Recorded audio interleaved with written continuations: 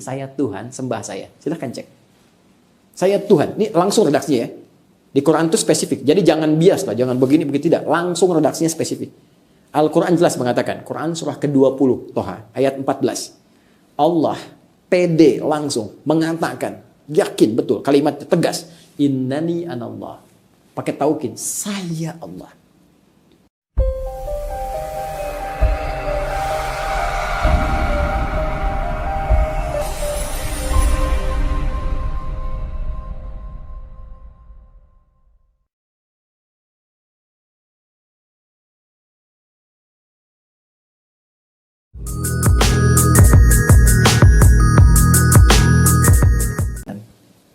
Yang sangat jelas. Harus dikosongkan dari semua sifat-sifat yang tidak layak disandang. Mengosongkan, menghilangkan, membersihkan. Sehingga menjadi murni sesuatu disebut dengan ikhlas namanya. Ya, sehingga ada ikhlas dalam Islam, maksudnya menghilangkan segala hal yang tidak ada kaitan dengan amalan kita. Dalam konteks ketuhanan, hilangkan semua sifat-sifat keadaan yang tidak layak disandang Tuhan. Hilangkan, tepikan, tanggalkan. Akhlaso yukhlisu ikhlas. Maka turun surah Al-Ikhlas. Kul, katakan, huwa, yang dipertuhankan itu, Rabb itu, Allah. Sifatnya ahad. Bahkan namanya pun spesifik, Allah. Gak bisa sama dengan yang lain. Jadi dulu orang-orang Arab sudah punya nama Tuhannya masing-masing. Lata, Uzza, Manat dan sebagainya. Mereka tanya pada Rasulullah, ya Muhammad SAW, siapa nama Tuhanmu? Kok disebutnya Rabb saja? Qul a'udzu birabbil falaq, qul a'udzu birabbin nas. Siapa nama Tuhanmu? Katakan, kata Allah, huwa, yang disebut Rabb itu Allah. Itu langsung namanya dari Allah. Tuh. Tidak ada nama-nama ini. Nama-nama pada saat itu tidak ada yang sama dengan ini. Ilah umum, alihah umum, tapi Allah hanya menunjuk kepada Tuhan yang disampaikan langsung oleh Allah lewat Al-Quran. Nama spesifik, ahad. Bahkan namanya pun bukan sekedar sifatnya, bukan sekedar nilai ketuhanannya, namanya punya sifat ahad. Ahad itu satu-satunya yang tidak ada dua, tidak ada tiga. Jadi ada ahad, ada wahid, itu berbeda. Ahad satu-satunya, tidak ada yang kedua, yang ketiga, dan lebih daripada itu. Bahkan namanya pun sifatnya ahad. Hanya satu ini. Bahkan kalau dihilangkan setiap hurufnya, hanya akan kembali kepada yang satu ini. Cek. Ini nama Tuhan ya. Namanya pun beda dengan makhluk. Punya sifat yang beda. Baru dari namanya saja. Hapus satu. Baca. Lillah. Lillahi ma fis samawati wa ma fil ard. Masih menunjuk kepada Allah. Hapus satu lagi. Maka tasdidnya hilang. Lahu mulkus samawati wal ard. Masih menunjuk kepada Allah. Zat yang satu, ahad. Hapus lagi. Hu. Singkatan dari huwa. Huwa. Sebab kalau kita baca dalam bahasa Arab, termasuk baca Al-Quran, ya, maka kalau kita berhenti di huwa, maka wa-nya nggak dibaca, hilang. Al-Arab itu, orang Arab, ya, berbicara dengan harakat, tabda'u bil harakat, wa tantahi bis sukun. Berbicara dengan harakat, berhenti dengan sukun. Gak dibaca ini. Jika kalau kita baca Al-Quran, harakat akhirnya gak bunyi. Bismillahirrahmanirrahim. Padahal kan akhirnya i kan? Tapi gak ada yang baca Quran begini. Bismillahirrahmanirrahim. Alhamdulillahi rabbil alamin. Gak ada. Never. Ya, abadan. Gak pernah ada. Pasti berhenti ujungnya sukun. Sama persis ketika Anda membaca Al-Quran. Allahu la ilaha illa huwal hayyul qayyum. Al-Baqarah 255, Ali Imran ayat yang kedua. Terus Anda berhenti di kalimat huwa. Allahu la ilaha illa hu. Wa-nya enggak bunyi. Hu ini. Hu kembali ke huwa. Ya, siapa huwa ini? Balik ke Al-Ikhlas lagi tadi. Qul katakan huwa. Qul katakan Muhammad huwa, yang dimaksud huwa ini balik lagi Allah. Punya sifat ahad tadi. Anda hapus nih. Sehingga nggak kelihatan sama sekali. Hapus. Hilang kan? Dalam bahasa Arab, yang tidak tampak, tak terlihat disebut dengan ghaib. Al-ghaib. Tuh. Al-Baqarah ayat 3. Alladzina yu'minuna bil ghaib. Balik lagi kepada Allah. Allah memperkenalkan namanya. Bahkan nama Tuhan yang tidak bisa disandang setiap sifatnya oleh nama makhluk apapun. Silahkan Anda cek, tempatkan di sini semua yang dipertuhankan, nama-namanya, cek di sini. Lalu hilangkan setiap hurufnya, maka Anda temukan semua kalimat itu tidak akan kembali kepada makna awalnya. Ya, saya nggak akan tuliskan, Anda saja yang mengecek. Teman-teman non-muslim juga boleh membandingkannya sebagai referensi kajian, ya, kajian. Tidak ada masalah.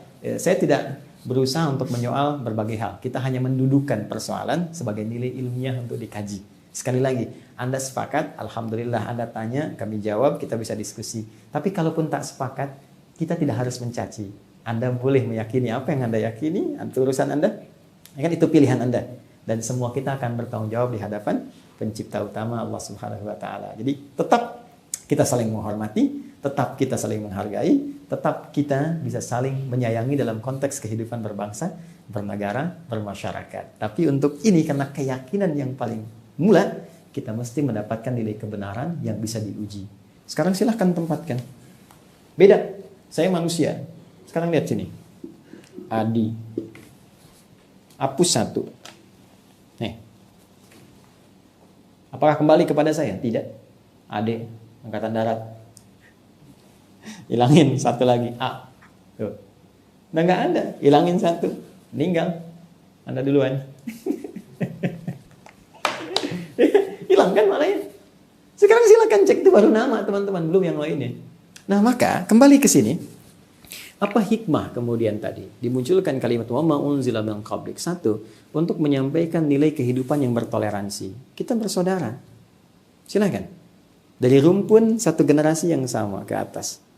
Maka jangan sampai kemudian terjadi perselisihan dalam kehidupan berbangsa, bermasyarakat. Kita tinggal di Indonesia, tidak semua tetangga itu Islam semua. Ada yang Kristen tetangga kita, ada yang Hindu, ada yang Buddha, kan?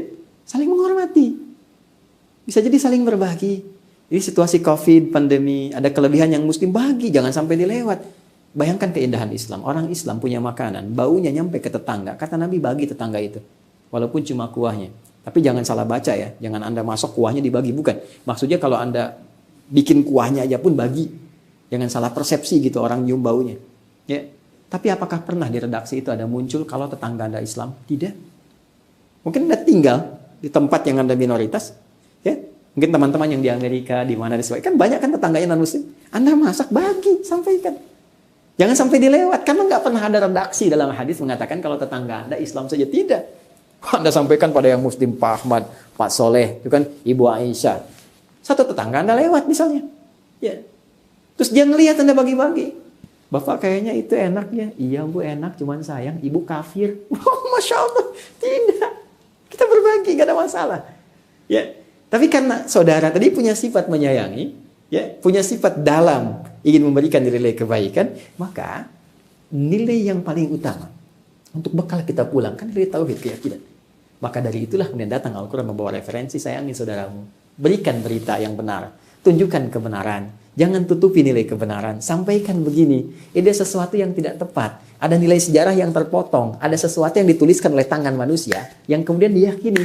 Karena itulah di kitab-kitab selain Al-Quran tidak pernah ada redaksi begini. Saya Tuhan, sembah saya. Silahkan cek. Saya Tuhan. Ini langsung redaksinya ya. Di Quran itu spesifik. Jadi jangan bias lah. Jangan begini, begitu tidak. Langsung redaksinya spesifik. Al-Quran jelas mengatakan. Quran surah ke-20. Toha. Ayat 14. Allah pede langsung mengatakan. Yakin betul, kalimat tegas.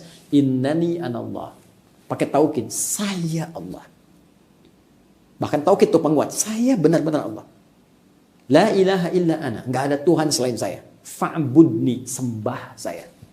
Silahkan cari kalimat ini di kitab manapun. Demi Allah saya katakan Anda tidak akan temukan.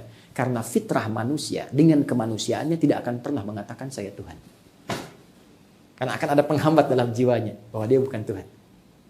Pada akhirnya, semua akan dikonfirmasi. Al-Quran memberikan berita saat pulang kepada Allah, pencipta utama. Semua yang diklaim, semua yang diyakini, ini akan dipertanggungjawabkan. Sampai Nabi Isa akan ditanya, apakah benar engkau menganggap menjadikan dirimu Tuhan supaya disembah bersama ibumu? Nanti akan ada pembuktian. Demikian juga pada yang lain-lainnya, demikian juga pada semua kehidupan kita. Karena itu, tetap walaupun ini disampaikan, Al-Quran tetap memberikan toleransi yang dalam sampai mengatakan la ikraha fid din. Quran surah kedua ayat 256. Tidak boleh ada pemaksaan. Paksaan dalam peluk keyakinan yang benar. Ad-din. Yang dimaksud din Islam. Quran surah ketiga ayat 19. Inna dina indallahil Islam. Tidak boleh ada paksaan dalam berislam. Jadi kalaupun ini disampaikan, ini mutlak, ini murni, pure, sebagai referensi informasi yang benar untuk dikaji secara ilmiah, baik oleh logika atau sumber dari nilai-nilai wahyu yang bisa dilacak kebenarannya dan bisa diteliti. Anda yakin? Silahkan berislam. Kalau belum yakin, silahkan banyak belajar dan Anda bisa memilih apa yang Anda yakini dan setiap kita akan bertanggung jawab. Objektif kan? Fair kan?